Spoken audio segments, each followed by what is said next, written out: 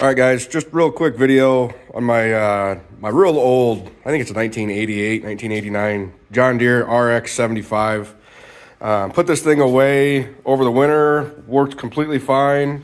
I used this at a lake property, you know, going over some heavy stuff out in the timber, kind of just keeping the grass down.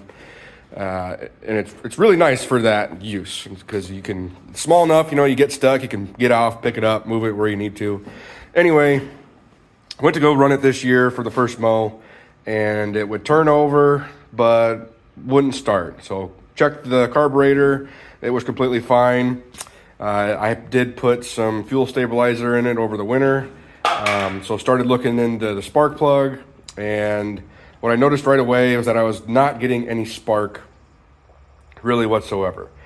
And one of the first things to look at, you know, these ignition systems on these RX75s, and there's some other models too that I'll kind of link that are similar. I think the RX65 might be another one, and then there's a few others that were made in this time frame.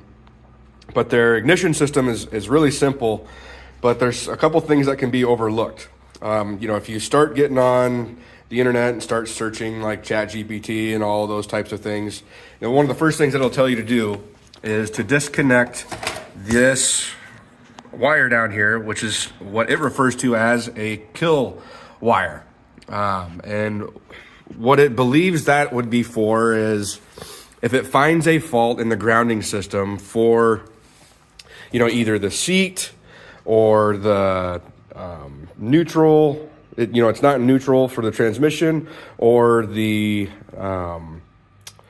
you know, the lever to engage the deck is on, you know, it would, what ChatGPT and the internet kind of says is if you disconnect that, it's supposed to take away the safety precautions out of the ignition system. And what you should get is spark if you disconnect that. Now, unfortunately, that's not correct. If you can find the manual, and I'll kind of try and show a couple pages of this. Right now, actually, I'll just do that quick. Just give me 1 second. You'll see in this wiring diagram, and I'm sorry, guys. Just give me a second. Bear with me. I don't want this to be a real long video and to have to go edit and all that other type of stuff. But if you look here on this wiring diagram, you'll see from the key switch, follows this line here all the way to this igniter and then to the coil. And then directly from the coil, it goes to the spark plug. So in between the coil and that switch is essentially this igniter, okay? One important thing, I guess maybe the most important thing, is what I found with mine is I do think it was the igniter that went bad. And on these, they are right along the side of the engine, and they're mounted to the engine with a screw, all right? Now, the most important thing that I couldn't find anybody talking about in either the forums I was visiting or online is the fact that this igniter shows that it almost has a line coming off of it that it needs to be grounded. And so I was doing all of this other testing, following, you know, the procedures from the manual to check for when there was no spark and all this other stuff per the diagnostic manual.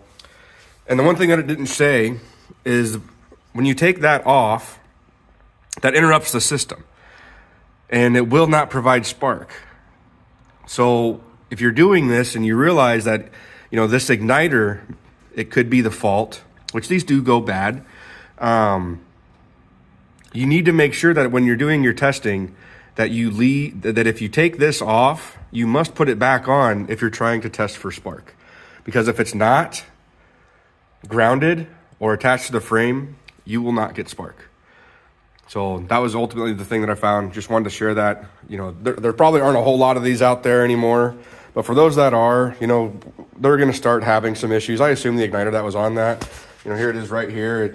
It's probably the original. You know, I think the number on it is something like BM11 or 8M11, something like that. You know, that looks pretty original to me. It matches about how worn everything else is, but you You know, I was playing around looking at, you know, getting a new coil, change the spark plug, all of this stuff just wasn't doing anything until I really looked hard at that diagram and saw that, you know, there's that grounding symbol on it. And so I'm just like, well, maybe that's what I'm missing, because that's the first thing that the diagnostic manual tells you to essentially check.